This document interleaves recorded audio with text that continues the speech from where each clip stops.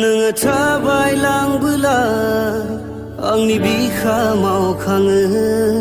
नोङो मिनिलांबोला आंनि गोरबो गोजोनो